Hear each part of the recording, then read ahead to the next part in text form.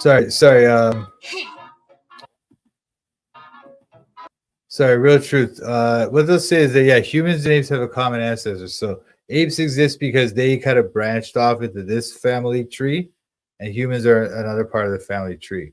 That's what they say. So that's why there's apes and humans. But now, okay, now I think she's going to try to explain the human chromosome 2 thing. So maybe we can learn about the human chromosome 2 thing, and also talk about how their theory is dumb.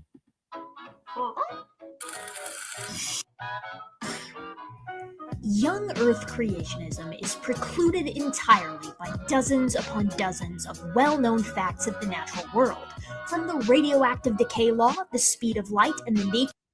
So now they're saying the radioactive decay law disproves young Earth creationism, right? So the idea is that okay, they'll find these artifacts and they'll look at the radioactive decay in the artifacts. So it's like certain elements they decay over time, right? The radioactive decay, and so they're gonna have like less of certain elements and other elements will be more. So uranium over time it becomes lead.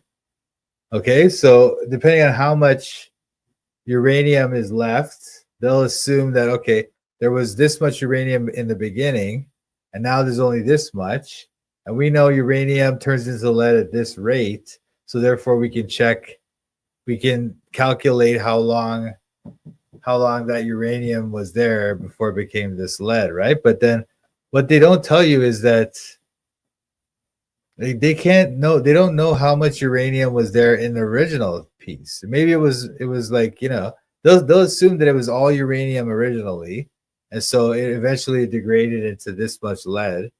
So you have this much lead, this much uranium. It must have taken this long for that uranium to turn into lead.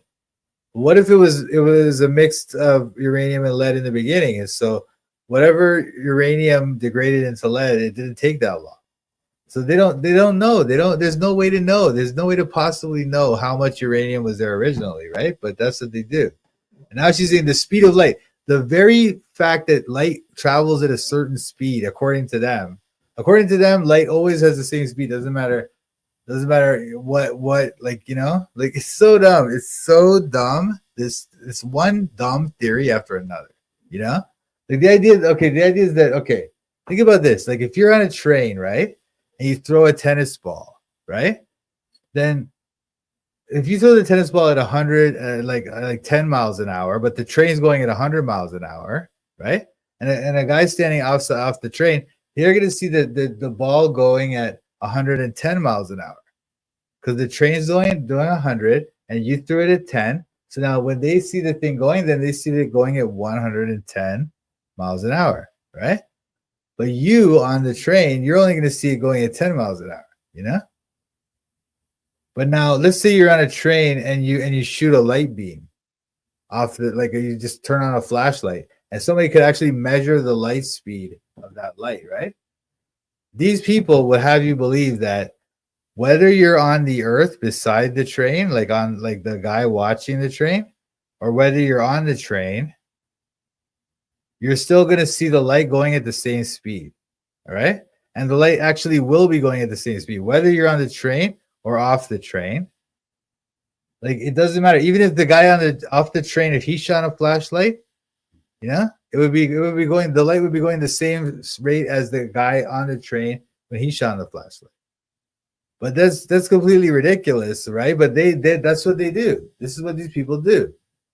And anyway, of the geologic column to the statistics that surround it upon dozens of well-known facts of the natural.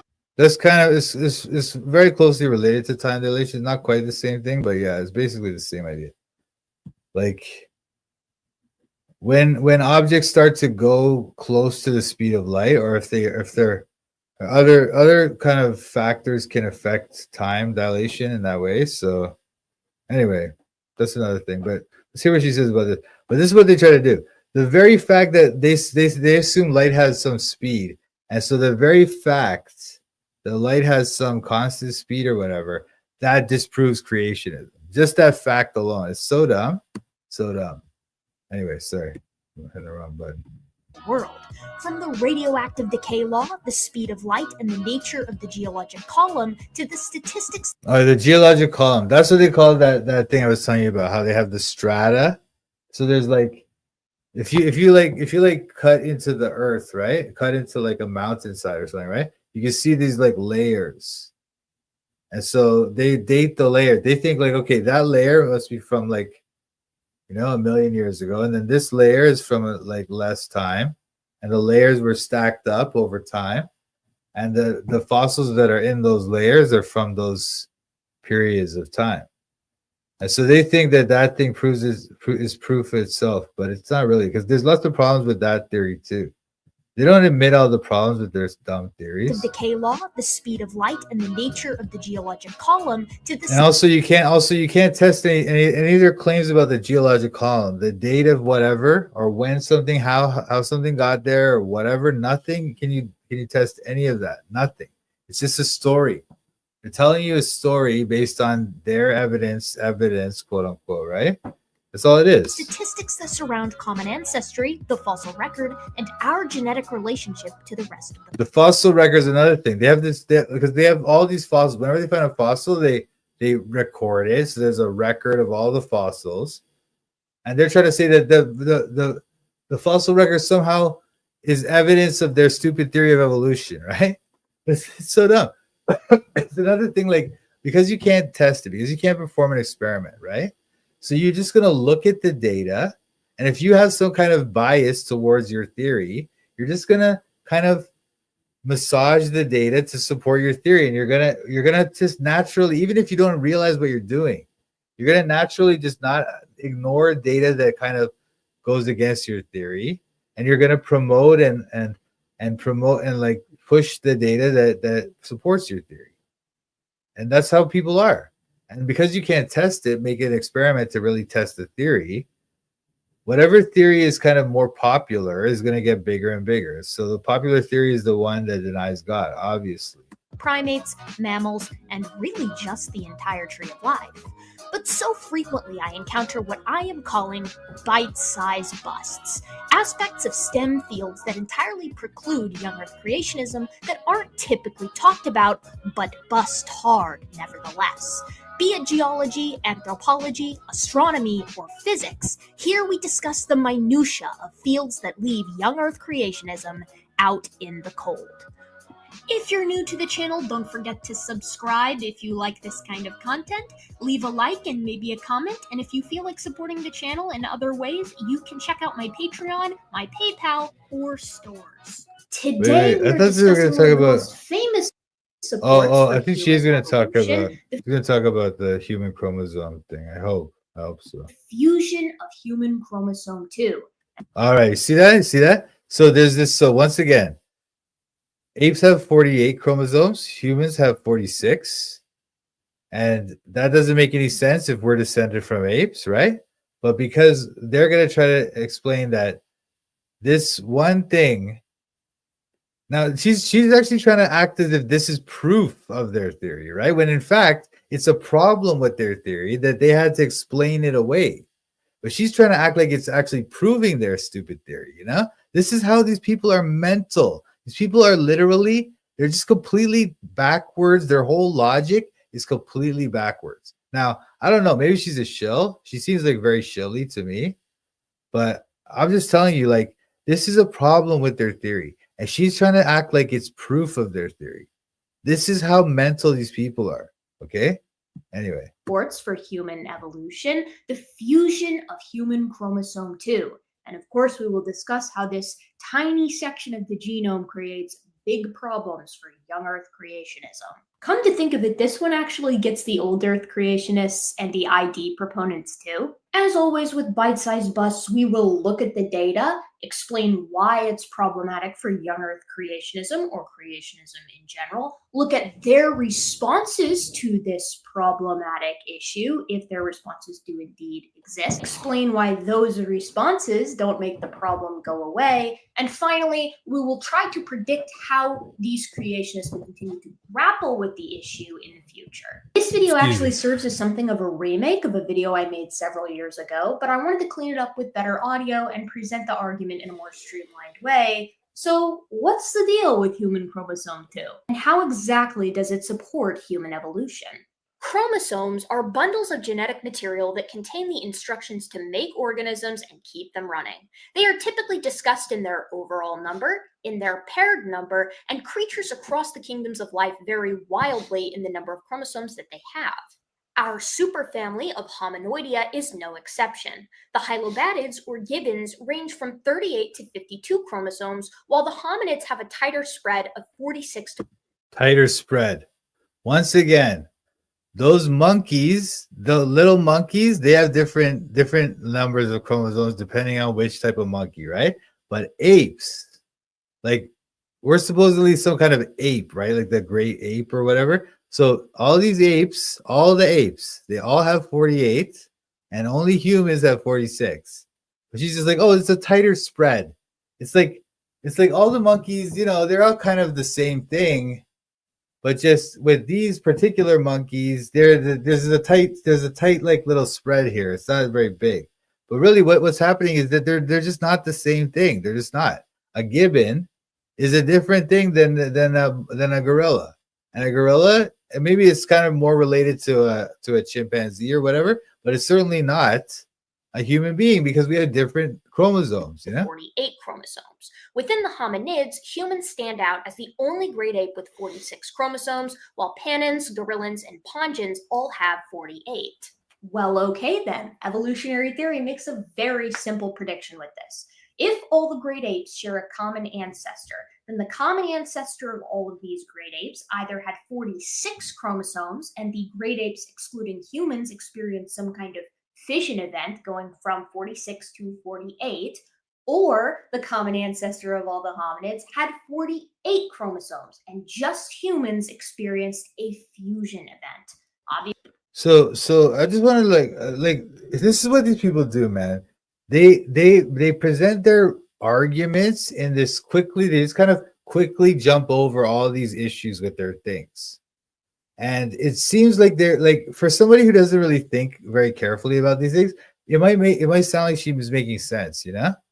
What she just said is that her stupid theory predicts, right? Predicts usually means about something in the future or something like that, right? But or whatever, right? But what she's saying is that it predicts that in the past that there was some ancestor of, and it doesn't predict. It's like if humans and hominids or apes have the same ancestor, if that's the case, then either it was 48 and then somehow some of them fused it to 46, or it was 46 and somehow they split up into 48 or something like that. I don't know what she said. I can't remember. But the fact is, she's calling that a prediction. First of all, that's the first dumb thing about it, right? It's like, that's not predicting anything. That's something that you think might have happened in the past, which you have no way of confirming one way or another, right?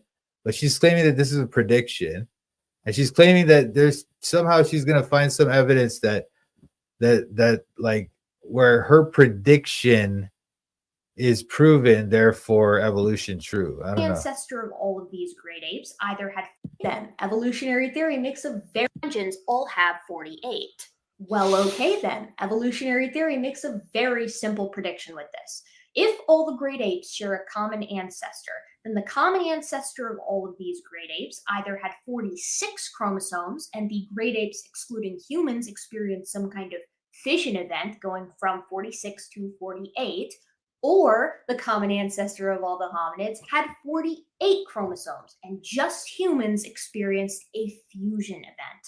Obviously, this latter fusion is the more parsimonious hypothesis because it requires fewer steps. One parsimonious is like I don't know if you guys ever heard of like Occam's razor, right? There's this idea that a good theory should have less like unprovable, untestable assumptions involved in it, right? Or it should be simpler or less like complicated. So that's what they call parsimonious. Is the more parsimonious hypothesis because it requires fewer steps. One fusion event occurring in one lineage, or 3 fission events occurring independently in the same place at the same time in 3 lineages. So that's your 2 possibilities, right? Otherwise, I mean, what if it was like, wait, wait.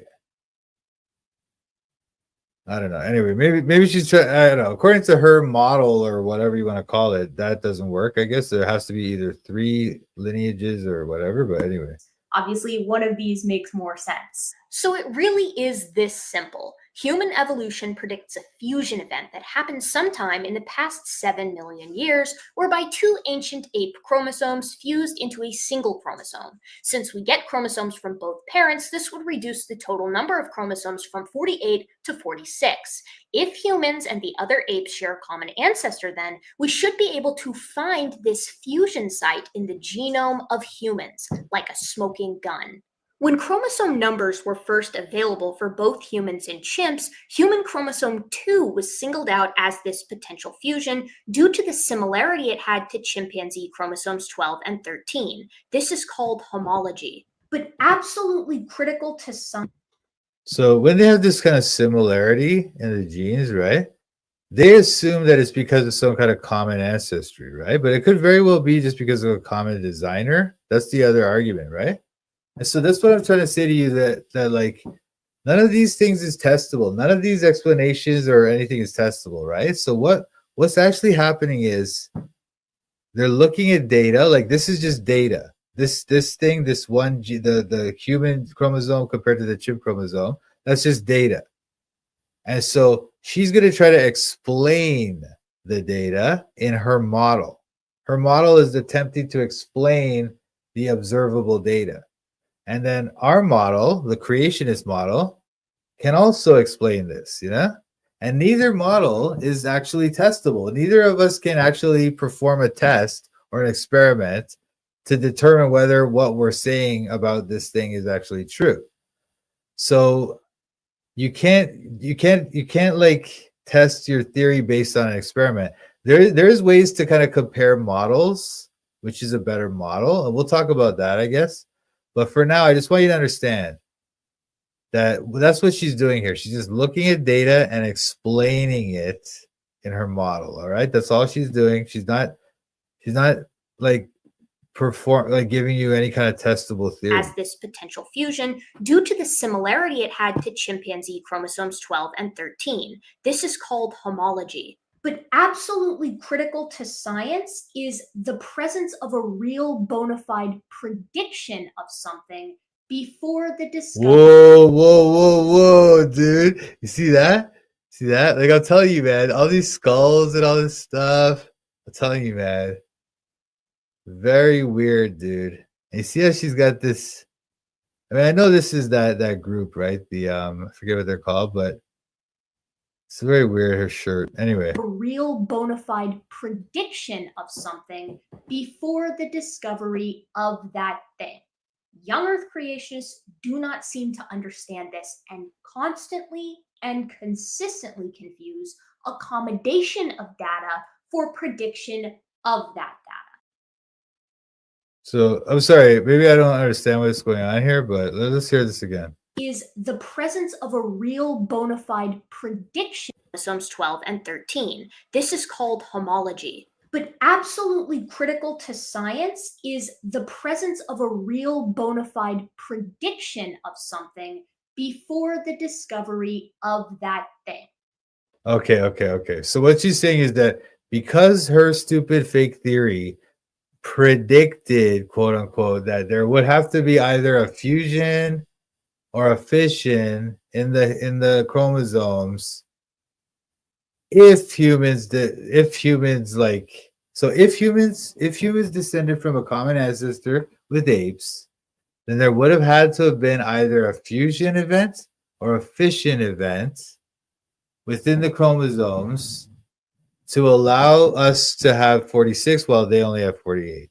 If it's the case, then there would have to be some event such as that. And so she's saying that because she claims that she located this fusion location in the human genome, and so she has basically found the thing that she predicted, and so that kind of strengthens her theory. That's what she's saying.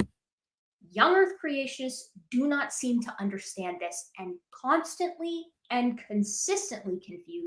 Why are you putting your hand like that? Why are you doing that? Accommodation of data for prediction of that data. So I wanted to suss out the very first real prediction of the fusion of human chromosome 2 for you fine apes. And it took me a while. In 1956, the chromosome number for humans was officially published. It noted that it was very unexpected indeed that humans would have 46 chromosomes, but no speculation on the reason for this. Then, in 1960, the chimpanzee chromosome number was officially published. This time, they did not appear to be surprised, although again, they chose not to speculate on the reason for the human-chimp difference. After this paper, I found a 1973 paper that disagrees with the notion of a fusion, at least with the present evidence. And this paper gave me the key to finding the first prediction by name-dropping Trullo and Grouchy. So I followed the lead to the original paper, and the paper was Trullo, and this paper that disagrees. So this is when they found the number of chromosomes chimps have. Did not appear to be surprised, although again they chose not to speculate on the reason for the human-chimp difference. After this paper, I found a 1973 paper that disagrees with the notion of a fusion. So they don't agree with the fusion idea. So just the human chromosome 2 arose from a centric fusion between two chimpanzee chromosomes. We're not convinced that the banding patterns in our preparations warrant this conclusion. So when they look at those bands, you see those little bands on the chromosomes that she was showing us before? Sorry, hang on. See these little bands? They're trying to say that those bands, the way they link up, should be like basically the same, right? So because they don't see that, then they're saying that that's not persuasive. At least with the present evidence. And this paper gave me the key to finding the first prediction by name-dropping Trullo and Grouchy. So I followed the lead to the original paper, and the paper was in French. And also in a book that is seemingly unavailable online. But I couldn't just give up. And so I then found a subsequent paper by the same authors from 1973 that was in both German and English, where they referenced their original prediction, but I still wanted the real thing.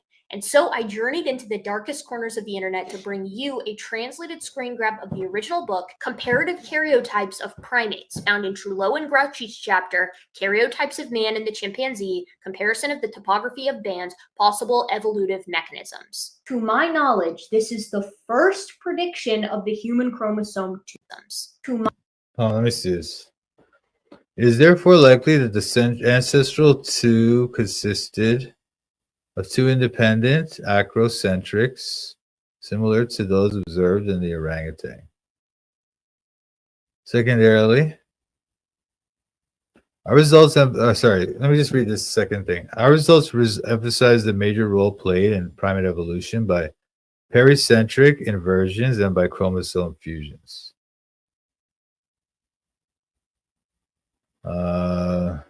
Let's see from the beginning. None of the three apes possess a chromosome similar to the human 2, as shown in plate 4.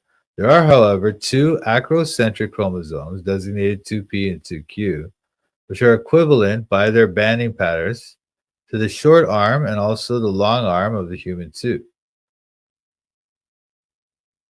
The homology is good in the orangutan. In the chimpanzees and the gorilla, the proximal portion of 2q is apparently missing. It is therefore likely that the ancestral 2 consisted of two independent acrocentrics similar to those observed in the orangutan. Wow, so dumb. Chimpanzee, Comparison of the Topography of Bands, Possible Evolutive Mechanisms. To my knowledge, this is the first prediction of the human chromosome 2 fusion event, all the way back in 1972. So, with the prediction set, what kind of evidence would we need to see to support it? See again, right? Again. Hey, what's up? What's up, Pickleball? God bless, brother. He's doing it again.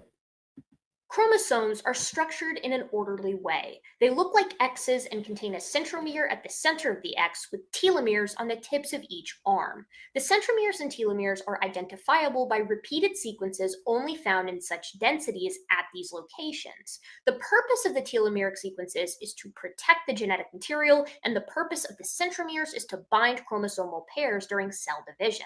So then, if two ancient ape chromosomes fuse to create human chromosome 2, then we should find the remains of telomeres in the middle of the chromosome where the fusion occurred, and a second cryptic centromere somewhere else in the chromosome. Simple. The first breakthrough occurred in 1982 with The Origin of Man, a Chromosomal Pictorial Legacy. This paper compared high-resolution karyotypes of humans, chimps, gorillas, and orangutans and noted that 18 of the 23 human pairs were virtually identical to the other apes. The other chromosomes showed only slightly different banding. The pictures that came out of this... See when they say that? Virtually identical and only slightly different, right? That's what they try to say. Like, they try to make you think like, oh, that's scientific. It's like they're basically the same thing, but it's not. What does virtually mean? What does very similar mean? You know, she's just making these terms that aren't exact, aren't precise. The other chromosomes showed only slightly different banding. The pictures that came out of this study were bone-chilling to YECs as they displayed the similarity of humans to the other apes in all glorious illustration. Again, could be very easily explained as the common designer, not necessarily because of common ancestry. Common ancestry is a wild theory if you think about it. Common designer is like a very simple theory that's like, again, less of these. It's more parsimonious to think of a common designer, you know?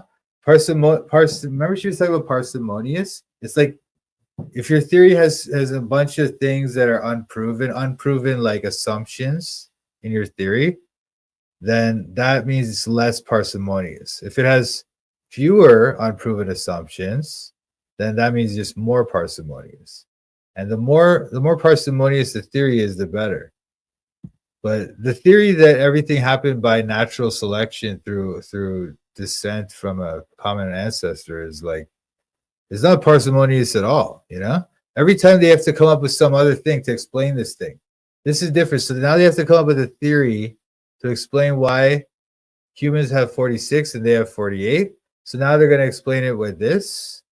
And they're trying to make you think that their explanation, their thing to explain away the problem with their theory, right?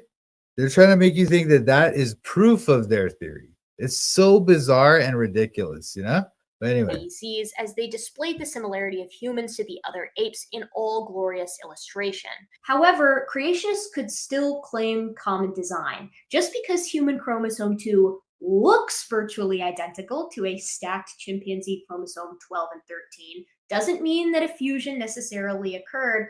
God could have just done it that way. So we needed the not that God could have just done it that way, but that because humans and apes have all these morphological features that are in common. We have 5 fingers, we have hair on our heads, or they don't even have that much hair on their head. But anyway, a lot of features in common.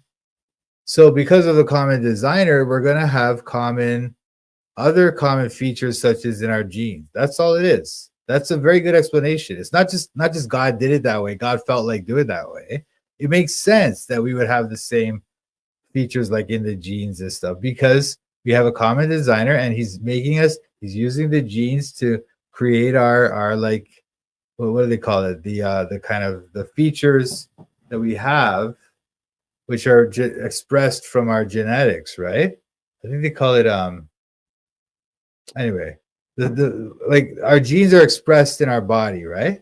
And so if our genes are expressed in this way and apes have a similar expression, then that means that we're going to have similar genotypes. That's just obvious. It doesn't matter whether it's by natural selection or by a common designer. But she's acting like, oh, it's just because God made it that way. No, it's like, of course he would make it that way. But anyway. Necessarily occurred. God could have just done it that way. So we needed the actual genetic sequences in support of a fusion event in order to make this case unbreakable. Unfortunately for the creationists, the human needed the actual genetic sequences in support of a fusion event in order to make this case unbreakable. Again, they're trying to act like this is the thing. This is the real problem with this thing, right? Is that they're trying to make you think that if they just manage to cobble together some data that they could kind of make it look like this thing fused, right? They're trying to make you think that if they can manage to make you believe that these things fused or this it seems like it fused, if they can do that, that proves their theory, right? But what's actually happening is they're trying to explain away a problem with their theory. Their theory demands that we would have the same genes or the same the same chromosomes as the apes, right? In fact, we have less. So that's a problem for their theory. So they need to save their theory with this stupid thing of fusion of the telomeres or whatever, but it doesn't really even do that, man. Anyway. Of a fusion event in order to make this case unbreakable. Unfortunately for the creationists, the human genome would be sequenced in 2001 and the chimpanzee genome in 2005. And so the smoking gun was uncovered in its full glory by Hillier et al. In 2005. The precise fusion site was identified with the telomeric remains in the middle of the chromosome as expected and the vestiges of a second cryptic centromere as well. Further exploration. What year is this? This is the thing. Nothing interesting. Oh, the telomeres. The telomeres fused, guys. Like, look, man, look, let me show you. This is just a bunch of nonsense. What they're doing, right, is they're not going to actually show you the data or explain to you how it works, right? They're just going to tell you all this stuff. And it's like, oh, well, they found it and they proved it. And they're just like telling you. They're just telling you that that's what happened. So you have to believe it now, you know? And like, if you don't believe it, it's like you're some science denier. But I'll show you some more critical thinking on this stuff. The precise fusion site was identified with the telomeric remains in the middle of the chromosome as expected and the vestiges of a second cryptic centromere as well. Further exploration was carried out in 2012 where the steps of the fusion. So now like they see some things that they kind of expect to see. Again, this is also debatable, right? But let's just go with whatever she's saying. That doesn't prove that that's what happened. It's just like you happen to see some things that you would have expected. Okay, if it did fuse like you're claiming it did, then you probably would have seen some things like this, some kind of telomeric similarities or whatever. And she's trying to say that just because they saw that proves it, but that doesn't prove it. It doesn't prove it at all. To assume that proves it is to basically, they call it affirming the consequent. It's a logical fallacy, like when they make a prediction based on a model, and then when you find the thing that you predicted, then you assume that proves your model. That doesn't prove your model. You know, there could be other explanations, right? So that's why this is so ridiculous, but I don't know. I gotta break down the logic for you later. Fusion are outlined on the basis of the characteristics of the fusion site. So here we have a stunning confirmation of evolutionary theory, specifically human evolution. Not a confirmation. That's why every time she talks about this, she has to do her little hand sign, you know? Every single time she talks about it, she does the hand sign. Even this monkey's tail is making a 6. This stupid monkey. What is this group called? This group that makes this t-shirt? I forget. Is it gorillas? Is it them? A stunning confirmation of evolutionary theory, specifically human evolution, that came after a prediction over 25 years earlier. So the case simply must be closed, right? No, of course not. It's so dumb. And she thinks I don't know if she I don't know what's wrong with these people. I mean, I think she is a shill, but they also kind of believe their thing, what they're saying, you know? Because she's just looking at us like we're stupid just for disbelieving her dumb theory. In conventional science, the case is closed. You couldn't ask for a... No. If conventional scientists think that closes the case, then they're idiots. That's not logical at all. It's completely illogical, man. To think that, again, they're trying to explain away a problem with their theory. And they're using the fact that they managed to somehow barely explain it away. They're trying to make you think that that proves their theory. It's so ridiculous. Anyway, clear depiction of the fusion of human chromosome 2. But in the wacky and wild world of young Earth creationism, they're still floundering about with this one. Young Earth creationism requires a spontaneous creation. So this is what they do too now, right? So first she starts off by saying we're wacky and weird for using logic when we think about these dumb theories that they come up with, right? We're wacky and weird. And then when they start talking about it, now they bring in the cartoon. Homer Simpson is watching God make the world. So then they make it look stupid, right? This is all part of their strategy. All these people have the same strategy, which is basically act like their stupid false science is real and logical when it's not, and then act like anything we possibly could think about anything is stupid.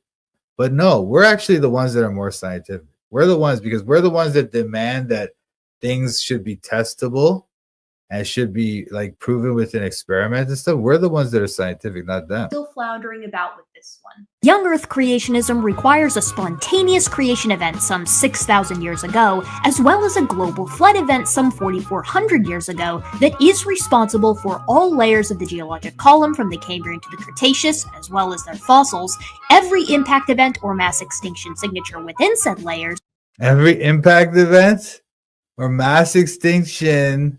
It's just so dumb. It's like all these things that they assume. They assume that something, when we find something, it's an impact event or whatever, right? And then so they assume that we have to explain that now in our theory. It's so dumb. This is next level dumb. But this is how they are, man. This is how they are.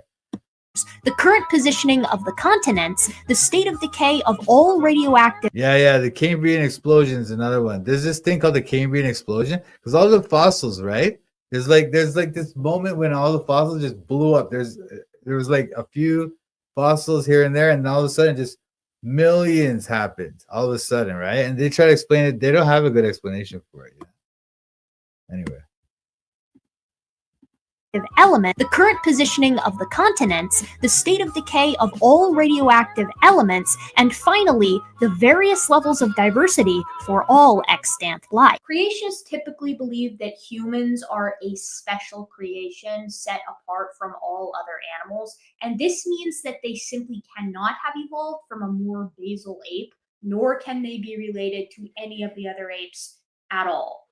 Thus, the fusion is a problem. I should specify, it's a problem for most of them. As always, there are your more level-headed creationists like Kurt Wise. Once again, I just want to remind you, they have not proven that this fusion took place, right? They're looking at the data once again, and they're explaining it in their model. There's no way to test their model. There's no way to determine whether the chromosomes fused or whether it was something else. No way whatsoever. But once again, because they have this bias, they will always assume that they've established it. Oh, it was fused. It obviously fused. They've proven it, but they can't prove it. They can't test it. They cannot test this theory, So it's just ridiculous the way they act like they figured it all out. It's just complete nonsense. But this is a lot of their con game, a lot of their game is to act like this. Act like very confident in their own conclusions and also mocking anyone who disagrees with them, right? It has this effect where, first of all, to people who aren't really on one side or the other, they don't know too much. It sounds like she knows what she's talking about. And also it makes us people like us look stupid. And they've already been programmed with this a lot of the time. So it's easy for them to just go with this strategy and run with it. As always, there are your more level-headed creationists like Kurt Wise and the folks at Reasons to Believe, who basically just kind of shrug and go, yeah, it's pretty clear that there was a fusion event. I guess God just made No, they don't say that. If you go to those what was she talking about? Like Kurt Wise and the folks at Reasons to Believe, who Kurt Wise and Reasons to Believe. I don't know who those people are, but people like Answers in Genesis and people like that, they'll sit there and explain to you why this fusion event, their evidence for a fusion event is not very good. And we'll look at that in a minute. Or actually, let's just look at that now. I'm so sick of this. Whatever she's gonna go with this. Should we watch this whole thing? I don't know, man. I get sick of this already. I guess let's just see what she's going Basically for a just bit. kind of shrug and go, yeah, it's pretty clear that there was a fusion event. I guess God just made Adam and Eve with 48 chromosomes, and then a fusion happened sometime after the fall. What are you gonna do? Others, like Answers in Genesis and its acolytes, rage against the idea. So, how exactly do these particular young Earth creationists? Okay, she's gonna look at that. She's gonna look at that because I've looked at that. They dispute this idea, right? So let's see what she says. To refute such a clear-cut case, let's dive in. Young Earth creationists thankfully provide a very simple series of arguments against the fusion event. Number one, they argue there is a functional gene on the fusion site. Thus, it cannot be a fusion site because the gene could not function split between the two initial chromosomes. Two, they propose that telomere-telomere fusions cannot happen. They argue that we haven't seen. I'm not sure that was the argument, but there's something like that. Yeah, they get into that idea that the telomere idea doesn't really work. But let's see. This Let's see type of fusion event that would be required for the human chromosome 2 to fuse. 3, the site is degenerate. If it were a fusion site, it should not be degenerate. 4, human chromosomes lack the characteristic ape satellite DNA. And finally, 5, we find the telomere and centromere calling cards elsewhere in the genome, so using them as evidence for the fusion is faulty reasoning. There is a final argument that creationists. But this is the thing. This is what I don't like about the Answers in Genesis, even like what they're trying to do, right? Because, like I'm saying to you, this idea that they think that they've proven some fusion event because they happen to see some things that they think they would have expected to see or whatever, right? But once again, they can't test it, they can't prove it, right? So they're just, of course, they're going to look for the thing that they want for their theory. So they're going to find it and they're going to just make it work. But the idea that they've somehow proven their theory with this is foolish because it's a problem for their theory that we have 46 and they have 48. That's a problem. So now what they've done is actually they just kind of explained away this problem that their theory had with this other theory. They've got another theory to explain away the problem with this theory. So it's just theory upon theory. This is why it's not parsimonious. Because parsimony or parsimonious means you have less unprovable theories in your theory. But they're just adding another unprovable theory that there was a fusion. They're adding that onto the other theory that they already had. So it's like less parsimonious, right? But what they're doing is they're trying to say that by explaining away this problem with their theory, that they somehow proven their theory. This is the first problem with this. This is why even the idea of Answers in Genesis trying to react to this and explain why. It's good that they did it, but you have to understand the real problem with this, with their logic here, is the fact that they're trying to claim that an explanation to save their theory from a problem is actually proof of their theory. And so it's just completely ridiculous what they're saying, right? So that's the thing I want you guys to remember as we go into this other explanations and other arguments that are being made here. Just remember that this whole argument she even had, the idea that they're predicting something and that they found it and that they've proven it, none of that is true. None of it. It's all just a lie. But this is what they're built on. Their whole theory is built on this kind of stupid lies, you know? Making the case for these 5 previous things will throw at you, and usually they'll only throw it at you after you have thoroughly eviscerated those 5 arguments, as we are about to do here. And that is, they resort to Kurt-Weisman reasons to believe, well, I guess God could have just done it that way. And at that point, you can rest easy knowing that it's a fusion site. But this is where that distinction that I made earlier comes in, because evolutionary theory predicted the fusion event, and creationism is simply accommodating it. No, it didn't. Like, once again, man, this is a problem with their theory. The problem is that humans have 46 chromosomes and apes have 48, right? And so they have to solve this problem So then it must be that there was some kind of fusion. That's all they can do. They have to come up with a fusion thing. And then they have to find the fusion sites.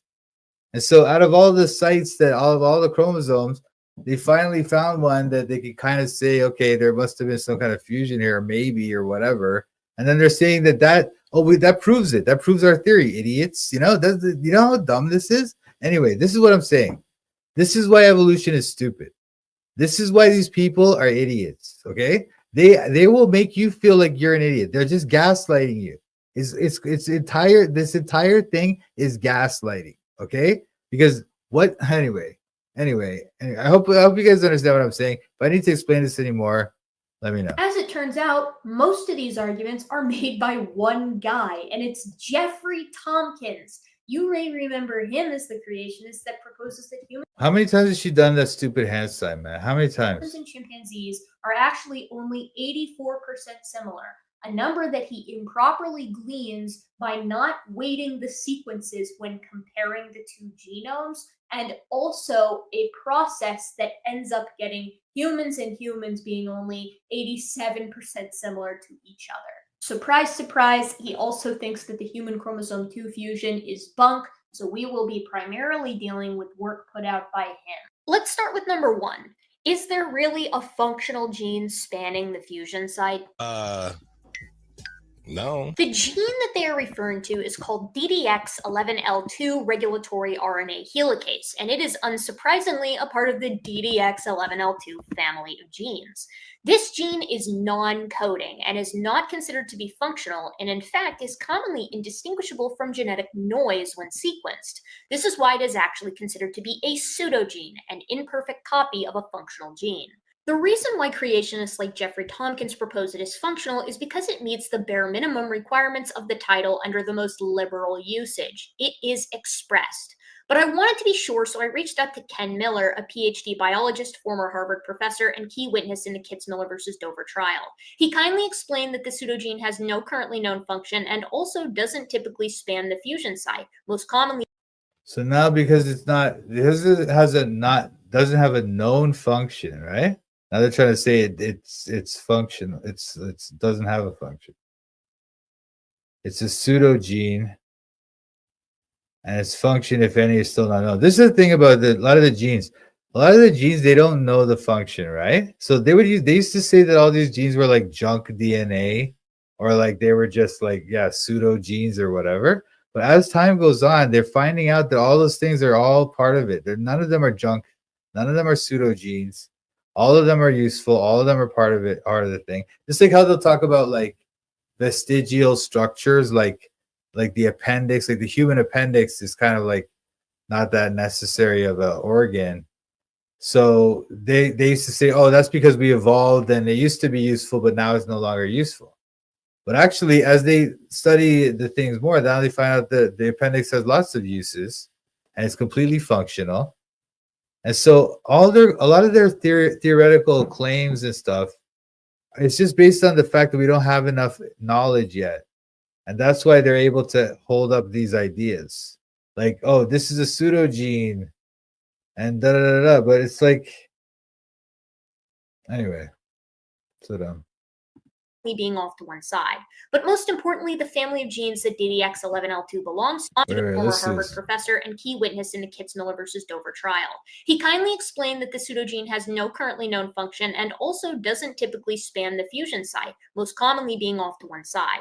But most importantly, the family of genes that DDX11L2 belongs to, the DDX11L family, has every other member being adjacent to a telomere. This means that Tompkins has inadvertently aided in making the case for the fusion site, given his work showed that a telomere-specific pseudogene, DDX11L2, is found in the middle of only one chromosome, and it's human chromosome 2 at the proposed telomere-telomere fusion site. Oopsie. Number 2 are the proposed. What the hell? I mean, this is so dumb. This is so next level dumb. Like, look, man. I don't know. If this is supposed to be educational for people, like, who is listening to this that can keep up with what she just said? I don't know. I mean, I can barely keep up because I have some knowledge of this stuff, but I don't really know anything, right? So she's talking to somebody, I don't know, her 137,000 viewers. Do they understand what she just said, or are they just kind of believing whatever she says? And when she goes, oopsie, oh, we win, and then they just go, yeah, evolution. And that's all it is. That's all it is. Nobody understood. She did not explain that. She did not give us an explanation of what that means or anything, right? I mean, I don't know, like, anyway. Of only one chromosome, and it's human chromosome 2 at the proposed telomere-telomere fusion site. Oopsie. Number 2 argues that telomere-telomere fusion events do not happen. Oh, that's sus. That's sus. This is falsified by a simple literature search, which shows that it does actually happen. And in pigs and horses, Subchromosomal karyotype evolution in equidae. Okay. Recent fusion events during evolution of pig chromosomes 3 and 6 identified by comparison with the Babirusa karyotype. So I guess what they're saying is that because she has these journal articles, the titles on the screen, therefore, whatever these people are claiming is 100% true, and you cannot possibly doubt it, or you're an idiot. I guess that's what she's trying to say. which shows that it does actually happen. And in pigs and horses, it's happened somewhat recently. As a side note, not knowing this got intelligent design advocates. So wait, how did they prove this? Like, once again, like, look, this is what they do, man. This is what they do. And this is what, like, the people who watch these people, right? They don't care to think about anything they're saying with any kind of critical idea or whatever. But so, like, let me just explain what I'm saying to you. They never proved that the fusion happened in the apes and the humans. They never proved that, right? They're just claiming that it did. And so now the argument is that no, that doesn't happen. And now they're saying, well, no, it does happen. Look, it happened in the horses and in the pigs. But once again, how could they possibly prove that? All they're doing is looking at the chromosomes and they're saying, look, these must have fused, man. Look, you see how the telomeres are like, you know what I'm saying? So they can't prove one thing, right? But what she's saying is that, look, these people published these papers and they're claiming that there was a fusion event in the ancient history of horses and pigs. Therefore, telomeres confused. Therefore, you're wrong, stupid creationists, you know, but they didn't prove any of that stuff. None of it's proven. None of it's testable. None of it can you possibly observe. Not one thing that she's saying. Not one. Okay? Anyway. It's happened somewhat recently. As a side note, not knowing this got intelligent design advocate Casey Luskin in some hot water as he was mortally embarrassed for not knowing the literature by Dr. Eugenie Scott. He was very bashful about this later on. Number 3 suggests that the degenerate nature of the fusion site means it probably isn't a fusion site at all. Are you joking? Interestingly, but not surprisingly, this is a straw man argument coming from Jeffrey Tompkins. It effectively sets it up as though the conventional view expected the site not to be degenerate, when in fact, the opposite is the case. It couldn't be a fusion site if the site wasn't degenerate, and this has been known for quite some time. Allow me to explain. Remember that chromosomes expected the site not to be degenerate, when in fact, the opposite is the case. It couldn't be a fusion site if the site wasn't degenerate, and this has been known for quite some time. Allow me to explain.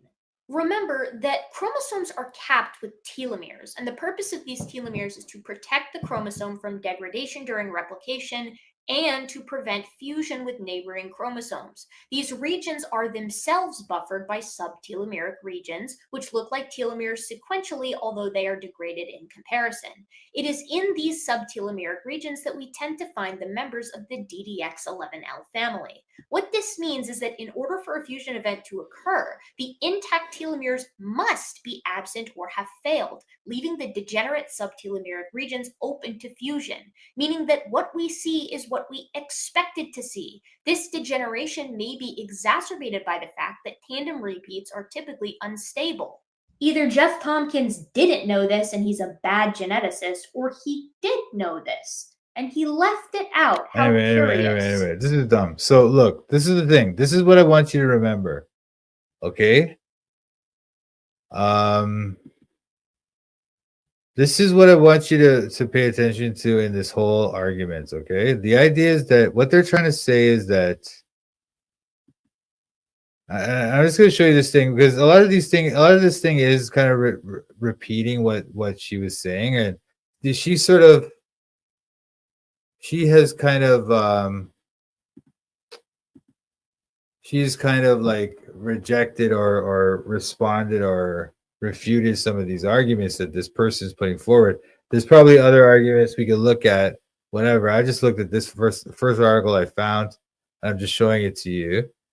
What I want to show you is that there are people who are thinking critically about this stuff, and they're not like accepting everything she's saying. Okay. And she's trying to respond to some of these arguments. I think some of the things she was saying are responding to some of the arguments in this article. So this article maybe is not that useful to you in responding to what she's saying, right? But what I want you to remember, and even these arguments, they're responding to that argument about the fusion, right? But what I want you to remember here, and why I don't like some of these things from Answers in Genesis and stuff, why I never came here first when we started this, is they engage these people in that argument where she's just basically thinking that we're idiots, right? And that everything we possibly could think to dispute her is out of our like irrational anti-science ignorance, right? But I just want you to, and these people don't really deal with this fact either, but the fact is, like I keep saying, that the whole 46-48 thing was a problem for their theory, right? So the idea that they could just like predict something to what they're saying is like their theory has this major flaw, major problem, right? And so they're like, okay, well, if this thing happened, then that could be why it happened like that, and so then our theory is fine. So they have to find that fusion event, and they have to prove it happened, and only then can their theory even stay alive. It's like their theory is kind of dead in the water unless they can prove this thing. Okay. So now when they come up with their evidence of a fusion event, and they try to tell you that proves their theory, it doesn't. It just barely explains away the problem with their theory, but they haven't even proven it's true yet either. Because once again, they can't test it. They can't do any kind of like observation of this thing happening, of a fusion of these genes. They don't know that it fused. They don't know anything like that. They're just assuming it does based on their bias, you know. But anyway, let's look at this. So this lady was like, anyway, like they always come up with some stupid beginning thing, but at first glance, this argument seems convincing.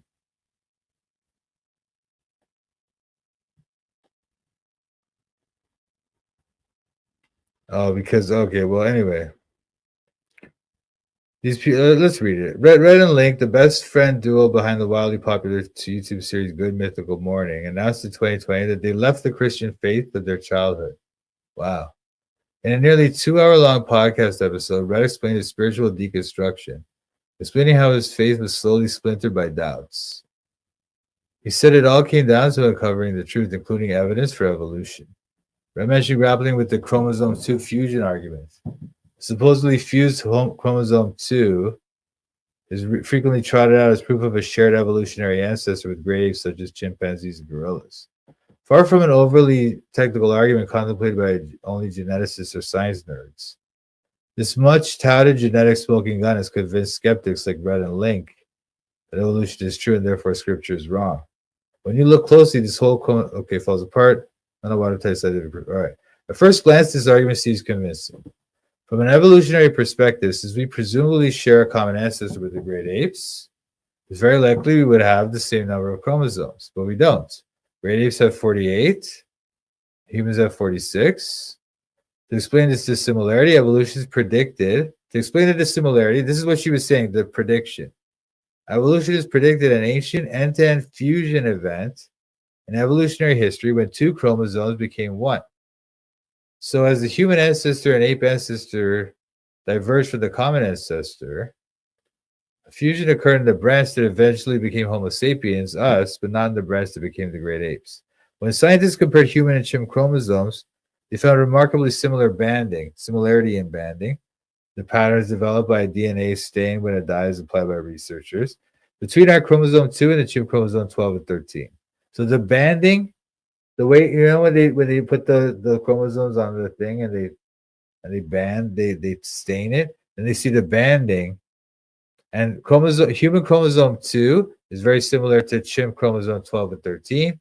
So they say this could be evidence of a fusion event. Just because they look the same.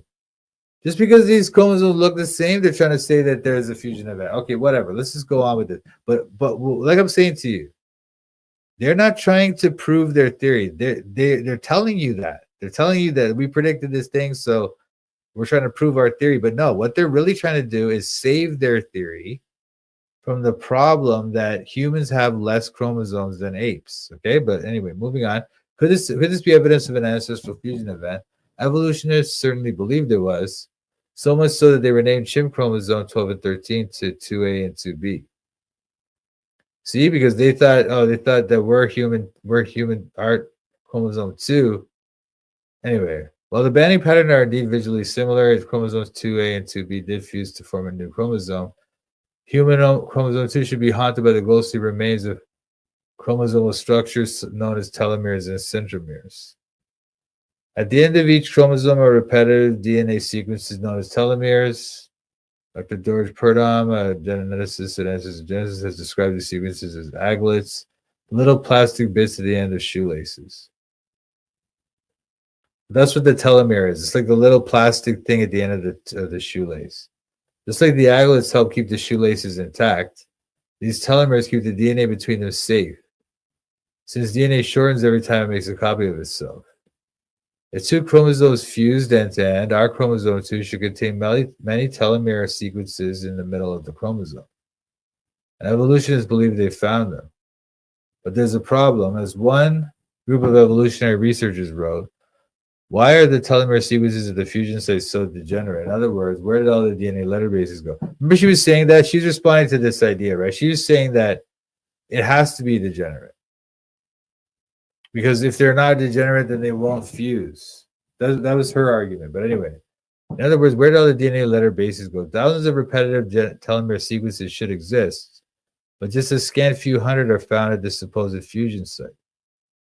And those few hundred are not degenerate. Wait. Thousands of repetitive telomere sequences should exist, but just a scant few hundred are found at the supposed fusion site. And those few hundred are not degenerate, non-functional vestiges. They play a necessary role and are found in other chromosomes, not just chromosome 2. So she's saying that when they fuse, there should be thousands, not just a few hundred, first of all. And also that the few hundred are not degenerate, non-functional vestiges. So you're saying that when they fused, they should no longer have a function because they're just part of a fusion. They shouldn't have an actual functional use, but in fact they do. And so for that reason, we shouldn't believe that they're part of a fusion. The problem gets worse for evolutionists. Not only is the alleged fusion site missing the expected telomeres, but there's a gene at the fusion site. Genes do not exist in telomeres, and this gene is expressed in at least 255 different cell and tissue types. To make matters worse, the supposed ghost telomere is actually a switch for controlling gene activity. According to Dr. Jeffrey Tompkins, the creation scientist behind much of this groundbreaking research, these DNA sequences are not accidents of evolution, but purposefully and intelligently designed, functional code. So Jeffrey Tompkins, this is the person that she was responding to in her video. So maybe she's aware of this article and she's kind of responded to it. I don't really know. But her argument doesn't seem to respond to a lot of the things here. For example, she was saying that the things have to be degenerate. But this person is saying that no, actually, they're not degenerate, and they should be.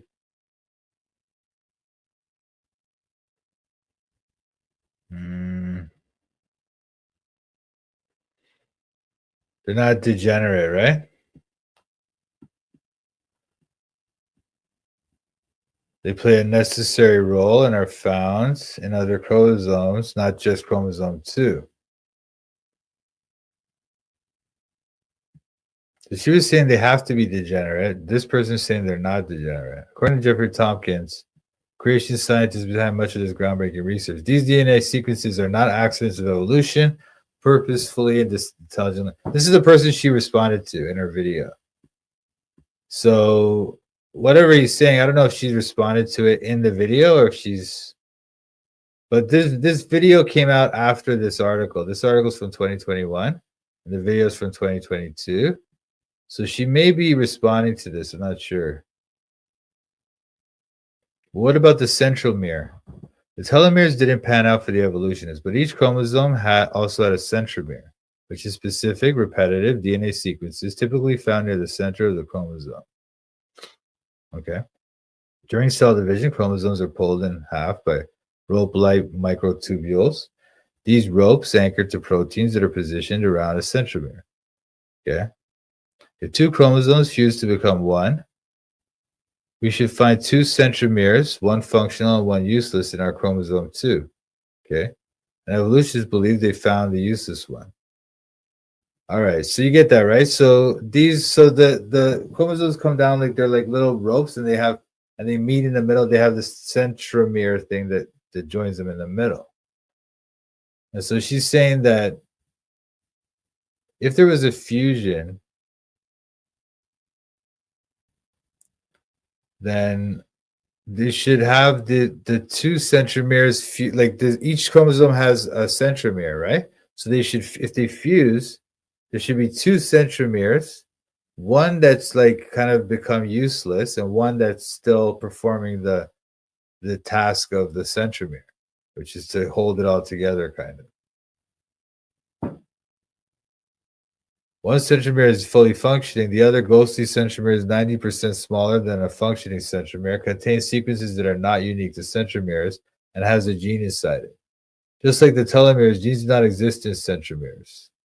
As Tompkins puts it, the fact that the so-called fossil or cryptic centromere is a functional region inside an important protein-coding gene completely refutes the idea that it's a defunct centromere.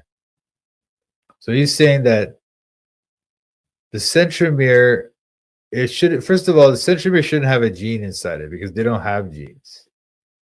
So the fact that they found a gene in the centromere means that it's not a centromere. And also, it's a functional region inside an important protein coding gene. So it's not just a centromere, it's something else. It's not, centromeres don't do that, you know?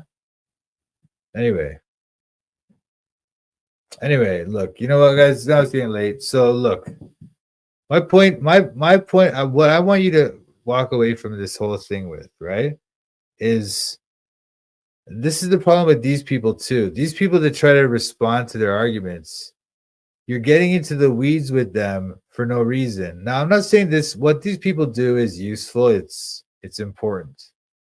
Okay, but we need to remember that the logic of what these people are saying is completely ridiculous. Okay, it doesn't make any sense for them to find a problem with their theory, and then when they come up with some half-baked idea to kind of explain away the problem with their theory, and they find some evidence that they can kind of manage to kind of make it look like their half-baked explanation makes sense, which again is just trying to save their theory. Their theory has a problem. They're trying to save their theory, right?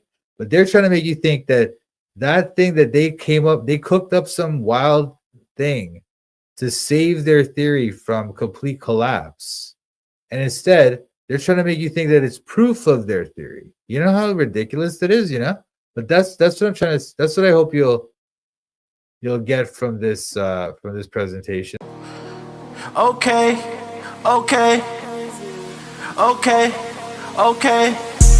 I'm studying the Bible in Toronto. I'm studying the Bible in Toronto. I'm studying the Bible in Toronto. I'm studying the Bible in Toronto. Studying the Bible with Mike, Sam, Pat.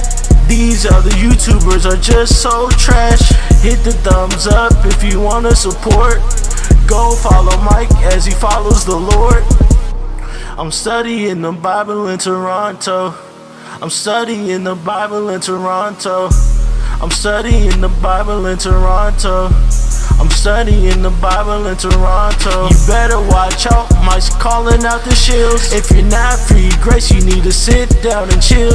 We're not hyper grace, you know we keep it real. Eternally secure, you know that we're sealed. We don't back low, we're not workspace heretics. Mike's not in it for the money, trying to get a lick. They out here selling their souls for a couple clicks. Becoming Freemasons so they can't just get rich. I'm studying the Bible in Toronto. I'm studying the Bible in Toronto. I'm studying the Bible in Toronto. I'm studying the Bible in Toronto. Shout out to Mike, Sam, Pat. Check out his channel, Toronto Bible Study. Subscribe and like.